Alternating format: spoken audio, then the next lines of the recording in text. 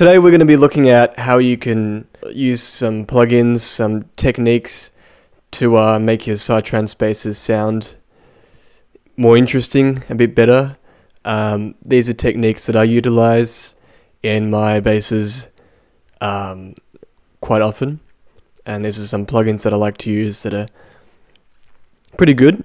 Some of them are free, some of them are paid for. I've got a little notepad to keep me on track because I don't do YouTube videos. Yeah, so let's get into it.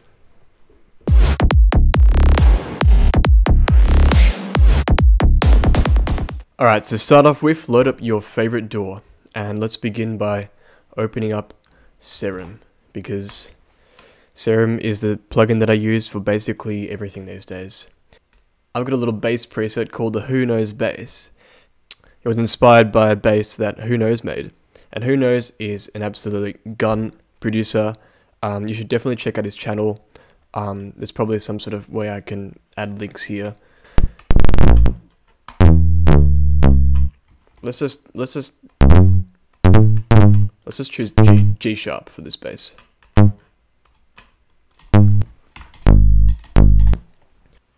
The first plugin I want to show you is called Psyscope, and what I love about Psyscope is it tells you exactly what your waveform looks like in time with the DAW that you're using, and you can choose it to go to 2 beats like it is here.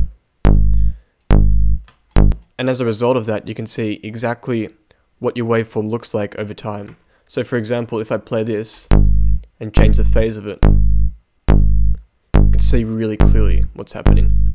And this is really helpful. You can even go really far into it, and it tells you some really great details like how high up, how high down, the exact millisecond that each frequency is playing. It's really, really precise, and I really like it because I like to see exactly what my waveform looks like when I'm making a PsyTrance bass.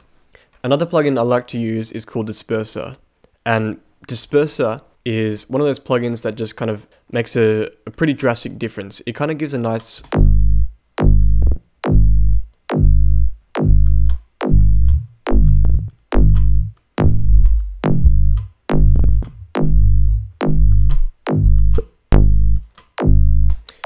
this like lasery, juicy, kind of squelchy sound to the bass, which is awesome. I really like that kind of characteristic. Things you should keep in mind when you're using this plugin is that if you put it to the extreme, like the way I am now, you may lose a bit of sub at that first transient area of your bass. So generally I like to keep this around maybe even 1. It's enough to actually make a little punch to your bass.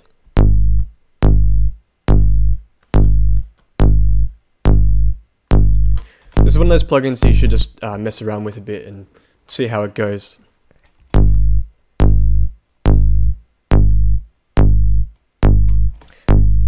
Generally what I'm aiming for is a kind of nice symmetrical waveform in this PsyTrance bass. Next up, I want to show you Isotope Ozone Imager, and the reason why I like Isotope Ozone Imager is because you can choose specific frequency bands to add stereo width to your bass. And when I was producing for Sennheiser and making a whole bunch of PsyTrance basses, I used this plugin on almost every bass that I made. It brings out some of those upper harmonics of your bass, which is really nice because it gives kind of a tone.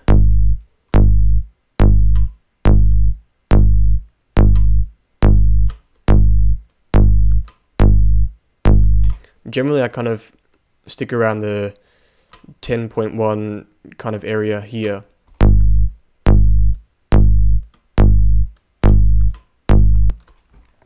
Now what I like about this plugin is that even when you make it into mono again,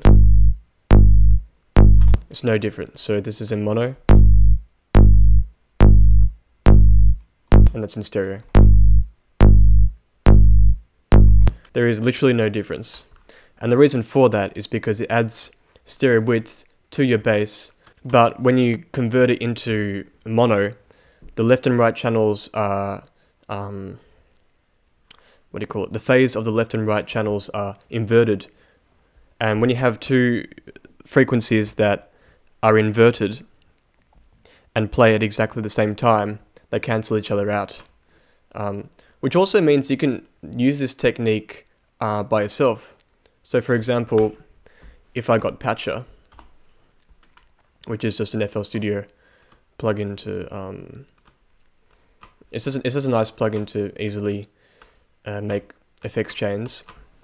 But if you get Pacha and just say we get a fruity phase inverter here, what this little plugin in FL Studio does is it flips the phase of just the left or just the right channel. I'll turn off this one.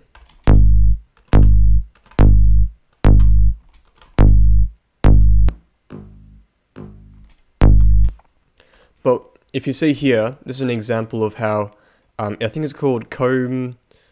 Anyway, it's a form of stereo shaping, which is what Isotope is utilizing. And right now, I've just inverted the left channel, and the right channel stays the same. And to our ears, it sounds kind of different, kind of weird. But when you convert it into mono, the left and right channels are basically combining together and they cancel each other out. Interestingly enough, you can actually see on here that the waveform's not showing anymore. So I'm guessing this waveform is trying to show the left and right channels combined together as well. A technique you might be able to use is if you have one channel that's mono, and then you have another channel that has this kind of weird stereo sound, and then you can delay it a tiny bit. So if I just go like this. So for example, I've just made this quick little preset, which has the original signal going through into here. This is the in and that's the out. And then I've got another signal, which is that stereo information. And what I've got is one channel that's delaying the left channel, and then I'm making sure that only the left channel is playing. I've got the left channel playing, and I've also made sure that the left channel's also playing on the right channel, so we have still a mono effect. I've got the left and right channels inverted. And you can even do a little bit more on this by grabbing an equalizer and specifying which parts you want to have more stereo width.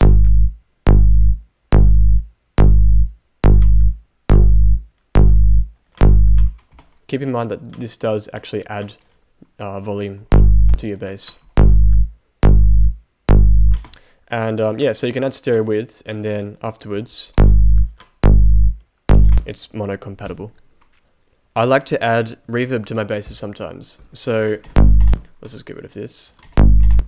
And what I usually do is when I add reverb, I have the bass and then a reverb channel, and I kind of resample the reverb channel so that it always plays the exact same waveform.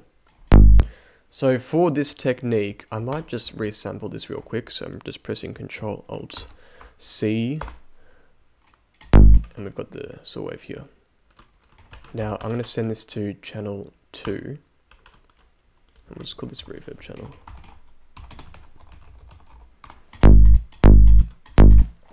Now, what I like to do is grab a Valhalla Room, or you can use any reverb, I think, as long as you have a level of control with the decay and maybe the high cut, but you can still just do it with an EQ later. Putting this all the way down.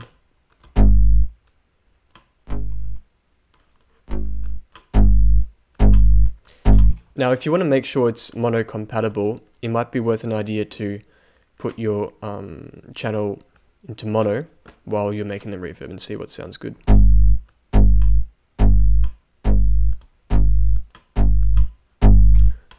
I mean, that's a technique that sounds cool, but to be honest, I don't do that.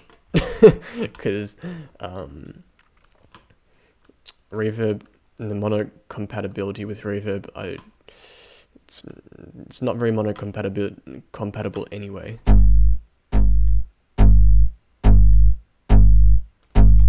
Now, as you can hear, it's a very long bass. I kind of want to make this a bit more short. So I'm just making it a bit shorter here. And I'm actually going to equalize it before it goes into the reverb, so that the reverb's not using some of those lower frequencies. So it's just kind of concentrating on that transient part of the bass.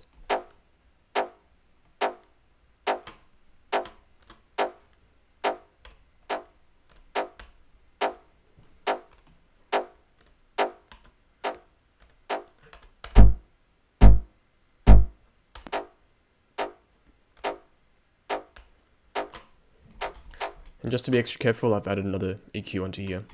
Of course, we can do a bit more of that later. So, let's just resample that. I think that should be fine. Now we've got a nice reverb. I'm just going to make this a bit shorter. Okay. Cool, so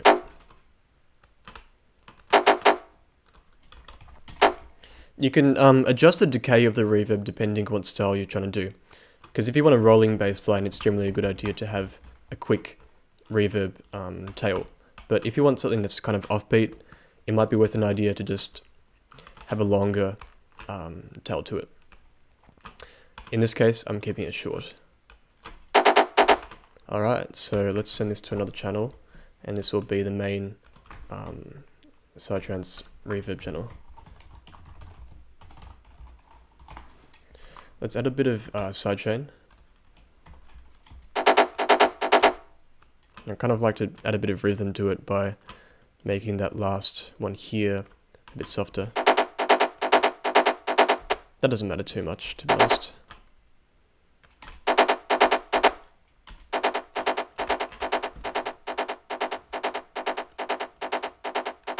I'm just kind of seeing if I can even out the channels a bit, but should be right.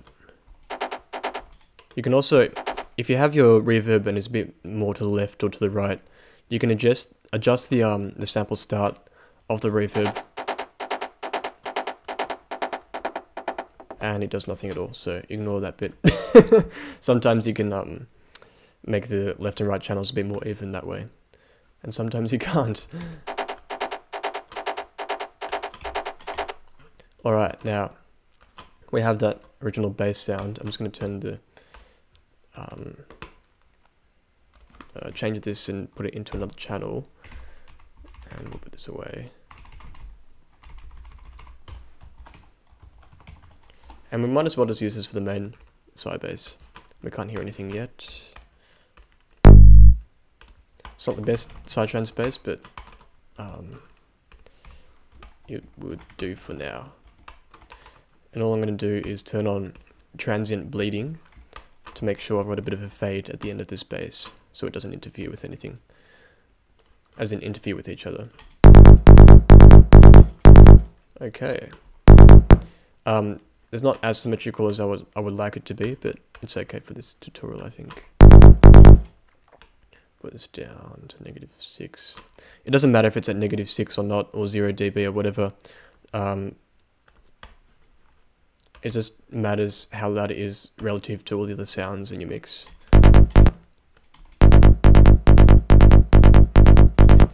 So yeah, we've got a nice little reverb on it, and it is consistent because we've sampled the reverb.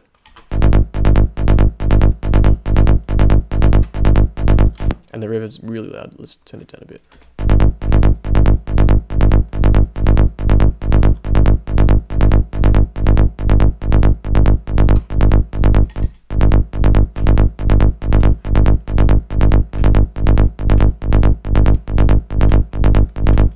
That sounds much better, actually. Yeah, like that.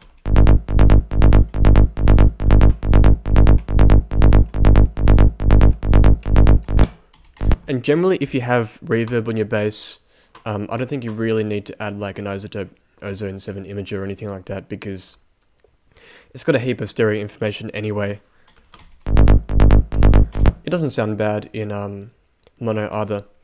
It's important to make sure that you don't have bass in your reverb, or else there could be problems with interference in that sub area.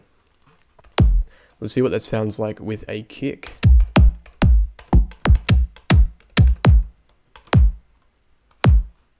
Why not?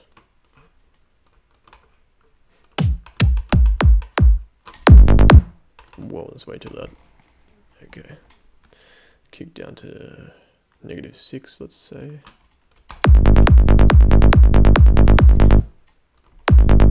Yeah, so that's the last technique I wanted to talk about. So yeah, hopefully you find some of those techniques helpful and you can utilize them in your productions. I mean, they don't just apply to PsyTrance basses, they can apply to anything. Growls or kicks or all sorts of things, just have fun with it. I'll leave a link to the preset for Serum in the description. It's a very simple preset, but I thought if you just wanted to mess around with it, that's always good. Let me know what you want to see in the comments, because I don't know exactly what people normally like to see, but I've seen countless people message me or comment on my videos saying do a PsyTrance bass tutorial, so this is the closest thing you'll get to it. These are just my techniques, of course. I mean, a lot of PsyTrance producers may not like the technique of reverb because it's like messing with the frequencies or something like that. I think there's no rules to music production. It's all about what your focus is with the track. If you want it to sound a certain way, then you kind of create your own rules to make a mixdown that works with it. I would appreciate a like or a share, etc. It would mean a lot to help this channel grow and make me feel validated as a human being. See you later, until next time.